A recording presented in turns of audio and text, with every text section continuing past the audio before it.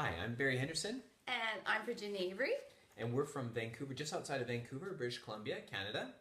And we live, well, back in Canada, we live on 5 acres out in the country. And right now we are living in the city of Antibes, on the south of France, in the south of France, On the French Riviera, in the old town of Antibes. and so it's a big change for us. We've come to France. We've been sort of teaching is a pretty busy job, and so I guess about a year ago we said, hey, we need to take a break from our lives, and brought our two daughters. Our daughters are 10 years old and 13, and We're here for the year. we're here for the year. Yes. Yeah. So, And we have to say that the girls weren't really thrilled to be moving away. At first, they've sort of warmed up to it, but at first I think they both thought we were pretty much going to ruin their lives. yeah, like we had a really long journey to get here, about a month and a half, and every day it was like, oh, why have you taken us away? And since we've arrived in France, it's been pretty good.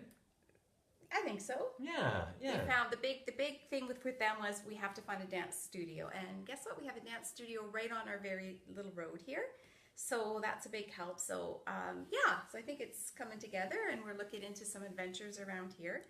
And the reason why we wanted to come to France was Canada is of course a bilingual country, and we both really want to work on our French and also have our daughters become fluent in French. And we've picked Antibes because there's a French language school. It's about a 15-minute walk from our house, and we've just finished 3 weeks of language studies there, and that's going really well.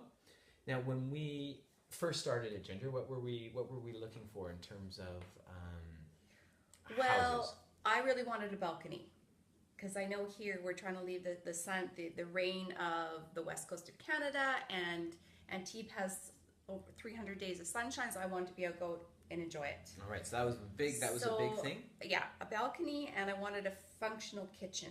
Because we know a big difference between houses in Canada and houses in France is the size, and so Just having an oven, and Yeah. you find some place that just have a range, and we wanted to be able to cook and and also like a full size Yeah. fridge. I think that was an important thing and you for us. really wanted a bathtub.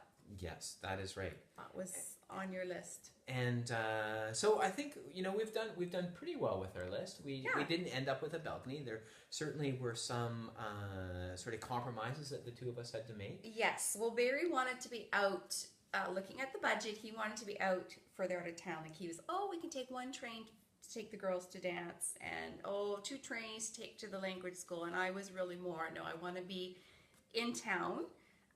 Because we drive a lot living in the country back home, so I wanted to be right in downtown.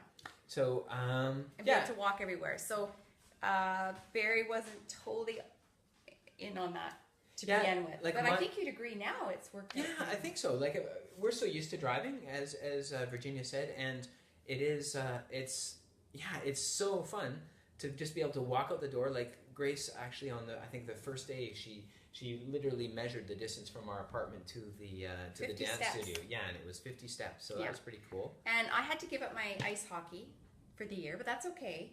But Lucky Berries. One exciting thing is I play wheelchair tennis, and so it's a 15-minute walk for me to the tennis club, and there's a pretty thriving wheelchair tennis organization here. So there's about 8 to 10 guys who get together 3 times a week.